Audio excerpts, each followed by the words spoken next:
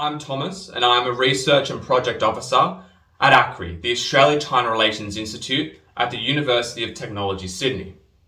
In a recent working paper, ACRI Director, Professor James Lawrenson and I compared Australia's exposure to its top market with that of 7 other peer economies and analysed the latest trade data to provide a guide to the costs that Australian producers of 12 goods have endured. Medium-sized economies like Australia require openness in order to prosper and will inevitably develop a significant exposure to larger economies.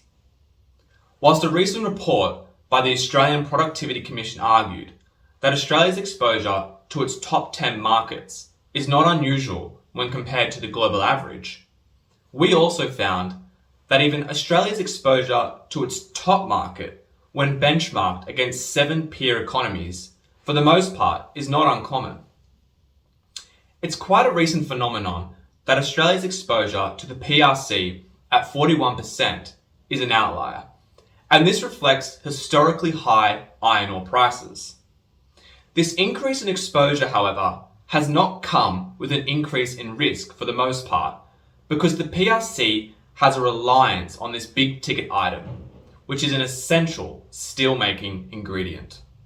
To gauge the scale of the trade fallout from Beijing's campaign of disruption, we calculated cost guides for each disrupted product. What we found was that for 9 of the 12 affected goods, the costs incurred by Australian exporters was less than 10% of the total export value. Moreover, for those industries with the highest proportion of exports going to the PRC, namely barley and cotton, actually incurred some of the lowest costs when their access to the China market was shut off. The key issue, not one of exposure, but one of an effective mitigation mechanism. There were, however, products such as wine and timber rough, which did incur significant costs. For a product such as wine, the costs largely reflect its differentiated nature, in particular, premium red wine, which fetched a high unit price in China.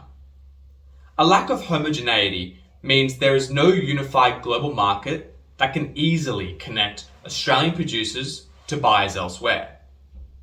For products such as rock lobster, the existence of grey channels through ports in Hong Kong has thus far proved an effective mitigation strategy.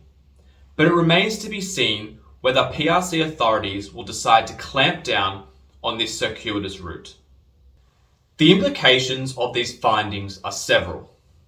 Firstly, it's a corrective to the claim that Australian businesses with a high exposure to the PRC were somehow naive or irresponsible.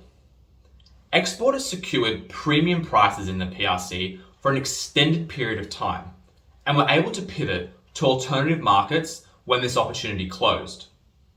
Secondly, thus far, it appears that market access is a weak coercive tool for Beijing. However, this could change if the PRC is able to find alternative sources of iron ore or restrict the passage of tourists and students when borders open and travel resumes.